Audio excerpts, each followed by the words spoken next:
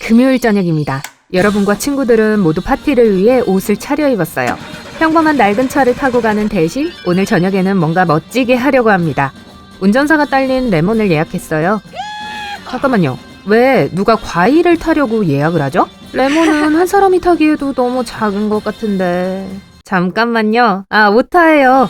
레몬이 아니라 리모 말이에요. 이제 말이 되네요. 어쨌든 출발할 준비가 됐을 때 휴대전화로 차량이 집 앞에 도착했다는 안내문을 받습니다. 밖에 나가자 우아한 스트레치 검은색 링컨 세단을 만나게 됩니다. 집 두 채만큼 길어요. 검은색으로 어둡게 썬팅된 창문과 비닐 루프탑과 양옆으로 크롬 몰딩이 되어 있어요. 운전기사는 1930년대 영화 의상 같은 회색 정장을 입고 차 밖에 서 있습니다. 그의 자켓은 양쪽에 6개의 은색 단추가 달린 클래식한 디자인이고 그는 손에 흰 장갑을 끼고 있어요. 차량에 다가가자 그는 미소를 지으며 모자를 눌러 인사한 뒤 문을 열어줍니다. 그제야 비로소 내부가 보입니다. 좌석 구역에는 따뜻한 흰색 조명이 줄지어 있습니다. 천장에 매달린 부드러운 디스코 라이트가 벽 주변으로 번쩍이고 문 근처에는 인공안개 기계가 보입니다. 스테레오에서는 부드러운 음악이 나오고 뒷좌석에는 운전기사와 통화할 수 있는 인터컴 시스템이 있습니다. 좌석구역 바로 맞은편에 있는 측면 벽에는 게임 콘솔과 여러 개의 게임패드가 있는 거대한 HD TV가 있습니다. 바로 옆에는 파란색 조명이 쭉 켜진 바가 있고 타고 가는 동안 즐길 수 있는 음료와 간식으로 채워진 냉장고가 있습니다. 리무진은 운전기사와 함께 제공되는데 오랫동안 이런 식이었습니다. 리모는 브랜드가 아니고 특징입니다. 개인 승객구역과 운전자 사이에 충분한 분리 공간이 있을 정도로 긴 차죠. 1916년 미국 자동차공학협회는 리무진을 소수의 승객 좌석과 분리된 운전석이 있는 폐쇄형 공간이라고 정의했습니다. 하지만 잠시 후에 그 부분에 대해 더 말씀드릴게요. 먼저 시간을 거슬러 올라가서 모든 것이 어떻게 시작되었는지 알아보겠습니다. 리무진의 아이디어는 승객들에게 프라이버시를 주기 위한 것입니다. 그래서 처음 나왔을 때 운전사는 승객으로부터 눈과 귀를 멀리하고 바깥칸에 앉곤 했습니다. 최초의 리무진은 1902년까지 거슬러 올라갑니다. 일반 객차보다 길지는 않았지만 정말 소수의 상류층만 즐길 수 있었던 개인 운전기사가 있었죠.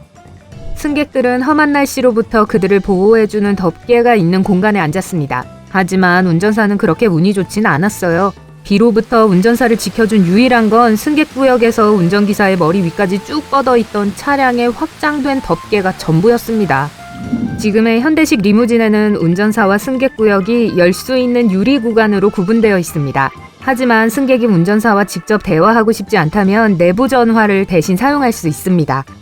리무진이라는 단어에도 기괴한 기원이 있습니다. 이 고급 차량은 망토에서 이름을 얻었습니다. 리무진이라고 불리는 프랑스 지역이 있었는데 그곳에서는 주민들이 고대 긴 두건을 입는 것이 유행이었어요. 첫 번째 리무진이 나왔을 때 그것은 사람들이 그 지역에서 입었던 망토와 비슷했습니다. 닫힌 승객용 좌석과 노출된 운전석 때문에요.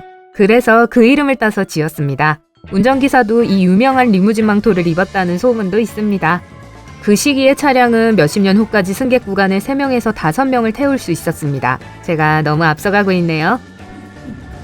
개인 운전기사를 의미하는 단어인 쇼페르, 쇼페즈라는 단어도 프랑스어에서 유래되었습니다. 우리는 당연히 리무진 운전자로만 생각하지만 1세기 이전에는 화부를 의미했습니다. 증기 차량이나 말이 없는 마차를 운전하던 사람이었죠.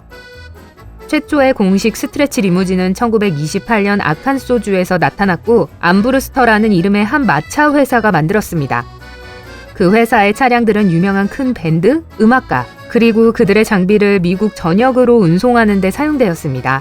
이 차량들은 버스처럼 보였는데 그래서 빅밴드 버스라고 알려지게 되었습니다. 차량은 흰색, 검은색, 은색 등 단순한 색상으로 나왔고 최대 12명의 승객을 태울 수 있었습니다. 그들의 평판이 좋아지기 시작했습니다. 곧 택시, 항공사, 회사, 호텔들은 빅밴드 버스를 그들의 새로운 고급 교통 시스템으로 사용하기 시작했습니다. 이 고급 차량들이 유명해지기까지는 수년이 걸렸지만 일단 유명세를 타게 되자 유명인사들이 행사 교통수단으로 사용하기 시작했습니다.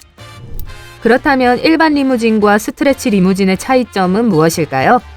어디 보죠? 혹시 길이? 그렇죠. 스트레치 리무진은 일반 리무진보다 길어서 더 많은 사람을 태울 수 있어요. 일부는 심지어 벽면을 따라 좌석이 있기도 합니다. 스트레치 리무진은 휠베이스가 긴 세단일 수도 있고 일반 자동차보다 문이 더 많은 SUV일 수도 있고 전문 운전사도 있습니다. 휠베이스가 긴 차량은 앞바퀴와 뒷바퀴 사이의 거리가 더 넓습니다. 그래서 승객들이 춤을 추고 온갖 활동을 할 수 있는 충분한 공간을 줍니다. 하지만 색다른 리무진도 있다는 것을 잊지 마세요. 그것들은 일반 차량을 반으로 갈라 기다란 리무진이 되도록 개조된 차량입니다. 보통 밝은 색입니다. 노란색, 분홍색, 주황색과 같은 색이요. 무슨 말인지 아시겠죠? 이런 차량은 대부분 결혼식이나 파티와 같은 특별한 행사에 사용됩니다. 심지어 페라리, 미니 쿠퍼 같은 차종이 10명 이상의 승객을 수용할 수 있도록 늘려지기도 합니다. 미국에서 리무진으로 전환되는 가장 흔한 자동차는 링컨 타운카, 캐딜락 XTS, 허머 등 몇 가지가 더 있습니다. 영국에서는 롤스로이스, 벤틀리, 메르세데스가 특이한 리무진으로 변형되는 일반적인 차량입니다. 하지만 런던을 누비는 블랙캡들도 정의상 리무진으로 분류될 수 있다는 것을 아세요? 운전사와 승객 사이에 필요한 공간이 있고 최대 5명을 태울 수 있고 승객의 사생활을 보장해주는 분리 유리가 있기 때문입니다. 대부분의 리무진이 고급차에 불과해 보이지만 에어컨을 설치한 첫 번째 차량이기도 했습니다. 이 멋진 기능을 갖춘 첫 번째 차량은 1940년에 등장했으며 당시 에어컨 가격이 $274였는데 현재 시세로 계산하면 약 620만 원 정도에 해당합니다. 시스템이 아주 많은 공간을 차지했고 온도를 측정할 방법이 없었습니다. 일부 리무진은 세계 기록을 세웠습니다. 세계에서 가장 무거운 리무진은 미드나이트 라이더라고 불리는데 무게가 22,933kg이나 나갑니다. 그것은 길이가 21m에 높이가 4m입니다. 이 차량에는 3개의 라운지가 있고 최대 40명의 승객을 태울 수 있습니다. 하지만 세계에서 가장 긴 리무진은 1986년 자동차 주문 제작자와 수집가에 의해 만들어졌습니다. 그것은 길이가 30.8m였고 바퀴가 26개 있었어요. 이 차는 최대 75명의 승객을 태울 수 있었는데 수영장과 킹사이즈 워터 매트리스가 설치되어 있었고 앞뒤 모두에서 조종할 수 있었습니다. 하지만 그건 영화와 전시용으로 디자인되었기 때문에 별로 운행되지는 않았어요. 여러분을 데리러 온 리무진 기억나나요? 만약 오늘 리무진을 구한다면 이런 식으로 진행됩니다. 먼저 예약부터 시작해서 몇 명이 참가하는지 결정해야 합니다. 7명? 10명? 15명은 어때요?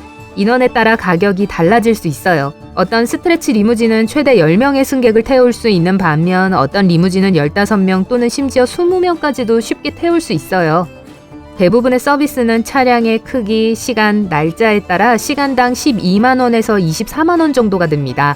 그런데 함정이 있어요. 적어도 몇 시간 전에 예약하셔야 합니다. 승차가 끝난 후에 운전자에게 팁을 줘야 할 수도 있습니다.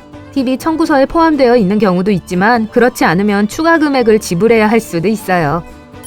오늘 새로운 것을 배웠다면 이 영상에 좋아요를 주고 친구와 공유하세요. 여기 여러분이 좋아할 만한 다른 멋진 비디오들이 있습니다.